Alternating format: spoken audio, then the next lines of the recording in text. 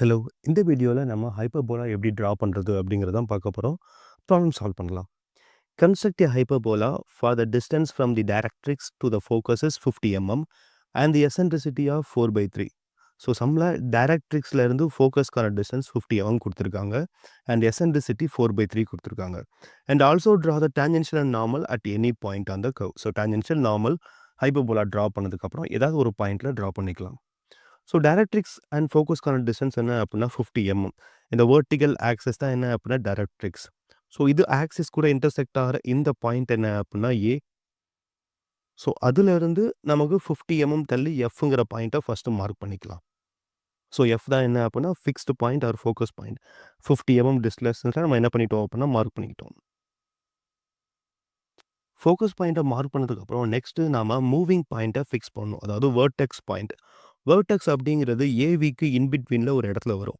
இது பார்த்தீங்க அப்படின்னா எசன்ட்ரிசிட்டியை பொறுத்து சேஞ்ச் ஆகும். அதாவது எசன்ட்ரிசிட்டி வந்து லெஸ்ஸர் தென் 1 இருந்தது அப்படின்னா எலிப்ஸ். ஸோ லெஸ்ஸர் தென் 1 இருக்கிறப்போ விக்கு பக்கத்தில் எஃப் இருக்கும். இதே வந்து எசன்ட்ரிசிட்டி ஈக்குவல் டு 1 இருந்தால் நமக்கு பேரபோலா கிடைக்கும்.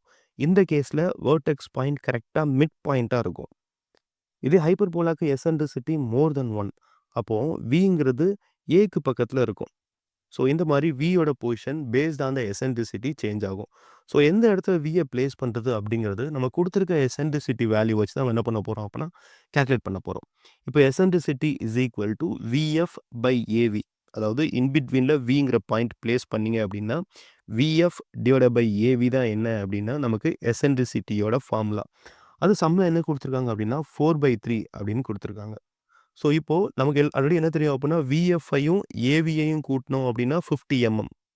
சரிங்களா? VF by AV is equal to 50 mm. So இப்போ ரேஷியோ கொடுத்துருக்காங்க 4/3ன்னு. இதை 4x 3x அப்படி எடுத்துக்கலாம். ஏன்னா ரேஷியோங்கிறது பார்ட்ஸ் தானே. ஸோ 4x + 3x அப்படிங்கிறது 7x. ஸோ டோட்டல் டிஸ்டன்ஸ் என்ன அப்படின்னா 50 mm. 50 mm 7ஆல் டிவைட் பண்ணிட்டோம் அப்படின்னா ஒரு பார்ட்டோட லென்த் என்ன அப்படின்னா 7.14 mm. அதாவது இந்த 50 mm நீங்கள் ஈக்குவலாக 7ஆக டிவைட் பண்ணிட்டீங்க அப்படின்னா 3 பார்ட்ஸ் அது வந்து ஏவிக்கு, 4 பார்ட்ஸ் அது வந்து விஎஃப்க்கு. ஸோ 3 பார்ட்ஸ் ஏவி, 4 பார்ட்ஸ் வந்து விஎஃப். ஸோ விங்கிற பாயிண்ட்டை வந்து என்ன பண்ணிடலாம் அப்படின்னா பிளேஸ் பண்ணிடலாம். ஸோ அதுக்கு பதிலாக நான் என்ன பண்ணுறேன் அப்படின்னா ஏவிங்கிறது 3 பார்ட்ஸ் அப்படி தானே. ஒரு பார்ட்டோட லென்த் வந்து 7.14. அப்போ 3 பார்ட்டோட லென்த் என்ன அப்படின்னா 7.14 into 3 that is equal to 21.4. So 21.4 mm அப்படிங்கிறது என்ன அப்படின்னா ஏபியோட டிஸ்டன்ஸ். ஸோ நீங்கள் 7ஆக டிவைட் பண்ண வேண்டிய அவசியம் இல்லை. நீங்கள் டைரெக்டாக என்ன பண்ணலாம் அப்படின்னா விங்கிற பாயிண்ட்டை மார்க் பண்ணிக்கலாம். 21.4 mm ஃப்ரம் ஏ. ஸோ ஏலேருந்து 21.4 mm தள்ளி நான் என்ன பண்ணுறேன் அப்படின்னா விங்கிற பாயிண்ட்டை மார்க் பண்ணுறேன். ஸோ வி அப்படிங்கிற பாயிண்ட்டை மார்க் பண்ணதுக்கப்புறம் we have to draw vertical line through V. V வழியாக ஒரு வெர்டிக்கல் லைன் ட்ரா பண்ண வேண்டியது இருக்கும். அதுக்கப்புறம் V have to draw arc from VF. So விஎஃப்பை காம்பஸில் எடுத்துக்கோங்க. வியை சென்டராக வச்சுட்டு எஃப்பை ரேடியஸாக எடுத்துக்கிட்டு மேலே ஒரு ஆர்க், கீழே ஒரு ஆர்க் நம்ம ட்ரா பண்ணிக்கணும். ஸோ இந்த இடத்துல ஒரு ஆர்க், தென் இந்த இடத்துல ஒரு ஆர்க். அதோட நேம் என்ன அப்படின்னா மேலே உள்ள ஆர்க்குக்கு வந்து ஜி அப்படின்னு வச்சுக்கலாம். கீழே உள்ள ஆர்க்குக்கு ஜி டேஷ் அப்படின்னு வச்சுக்கலாம். So G and G dash mark பண்ணதுக்கப்புறம் அதாவது விஎஃப் அப்படிங்கிற டிஸ்டன்ஸை ரேடியஸாக எடுத்து மேலே ஒரு ஆர்க், கீழே ஒரு ஆர்க் ட்ரா பண்ணணும். அதோட name G and G dash. So இந்த G and G dash draw பண்ணதுக்கப்புறம் from A V have to draw incline line through G and G dash. இதான் வந்து உங்களோட ஹைப்பர்போலாக்கான பவுண்ட்ரி. இந்த பவுண்ட்ரியை தாண்டி ஹைப்பர்போலா வரக்கூடாது. ஸோ ஏஜி வழியாகவும் ஏஜி டேஷ் வழியாகவும் நான் என்ன பண்ணிட்டேன் அப்படின்னா வெர்டிக்கல் லைன்ஸ் ட்ரா பண்ணிட்டேன். ட்ரா பண்ணதுக்கப்புறம் we have to draw equidistance line from V. அதாவது வியை வந்து 0வாக எடுத்துக்கிட்டோம் அப்படின்னா இந்த வியில் உள்ள வெர்டிக்கல் லைனுக்கு பேரலாக ஈக்குவல் டிஸ்டன்ஸில் நம்ம நம்பர் ஆஃப் லைன்ஸ் வந்து ட்ரா பண்ண வேண்டியது இருக்கும் டு கன்ஸ்ட்ரக்ட் தி ஹைப்பர்போலா.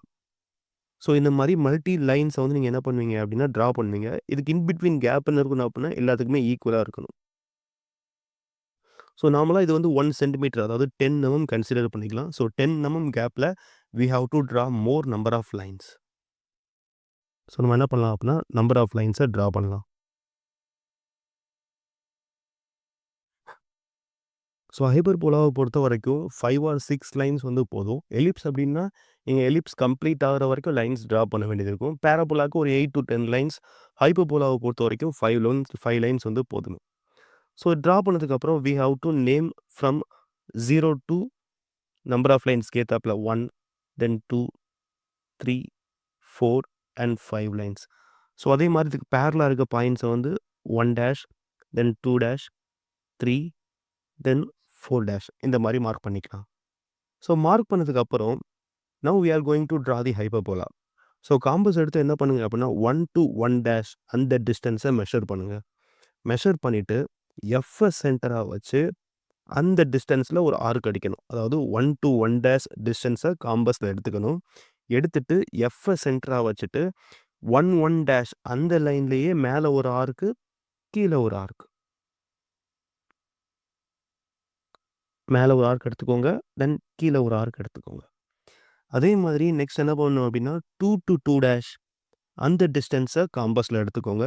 எடுத்துட்டு எஃப்ஐ சென்டராக வச்சுட்டு நாம் 2 to 2 டேஷில் என்ன பண்ணணும் அப்படின்னா மேலே ஒரு ஆர்க்கு, கீழே ஒரு ஆர்க். மேலே ஒரு ஆர்க் ட்ரா பண்ணிக்கோங்க, தென் கீழே ஒரு ஆர்க் ட்ரா பண்ணிக்கோங்க. Then next similarly 3 to 3 dash அந்த டிஸ்டன்ஸை எடுத்துக்கணும்.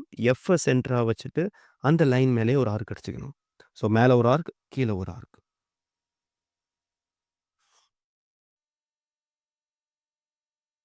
இதே மாதிரியே நம்ம 4 to 4 டேஷ்க்கும் டிஸ்டன்ஸ் எடுத்துக்கணும்.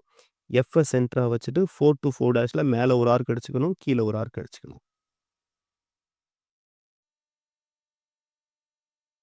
ஸோ இதுவே போதும். ஸோ ஒன்ஸ் இந்த ஆர்க் அடிச்சதுக்கப்புறம் நம்ம என்ன பண்ணலாம் அப்படின்னா இந்த ஆர்க்ஸை கனெக்ட் பண்ணுறது மூலமாக நாம் ஹைப்பர்போலாவை ட்ரா பண்ண முடியும். ஃபார் எக்ஸாம்பிள் இப்போ வி தான் வந்து ஸ்டார்டிங் பாயிண்ட்.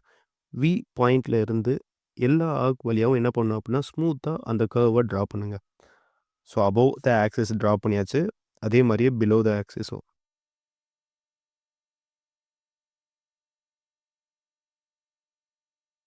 ஸோ இப்போ நமக்கு அந்த ஹைப்பர்போலா கிடச்சிருச்சு.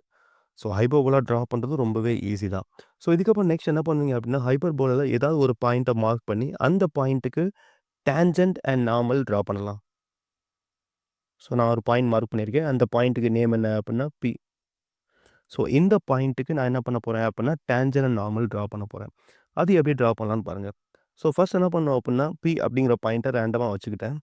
வச்சுட்டு நான் பி அப்படிங்கிற பாயிண்ட்டையும் எஃப் அப்படிங்கிற பாயிண்ட்டையும் ஒரு லைனை வச்சு கனெக்ட் பண்ணுறேன். ஸோ இப்போ பிஎஃப்ல ஒரு லைன் கிடச்சிருச்சு.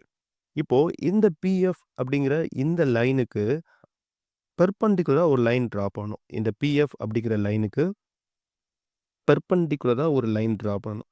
லைன் ட்ரா பண்ண அப்படின்னா அது டைரக்ட்ரிக்ஸில் போய் கட் ஆகும். அந்த பாயிண்ட்டுக்கு பேர் என்ன அப்படின்னா எம். ஸோ இப்போ என்ன பண்ணோம் அப்படின்னா we have to draw a line from F that is perpendicular to BF. So line draw பண்ணுறேன். பிஎஃப்க்கு 90 டிகிரியில் அந்த லைன் ட்ரா பண்ணுறேன். ஸோ அது டைரக்ட்ரிக்ஸில் இன்டர்செக்ட் ஆகிற பாயிண்ட் என்ன அப்படின்னா நமக்கு எம். ஸோ இப்போது எம்ல இருந்து பி வழியாக லைன் ட்ரா பண்ணிங்க அப்படின்னா அந்த லைன் தான் உங்களுக்கு டேஞ்சென்ஷியல்.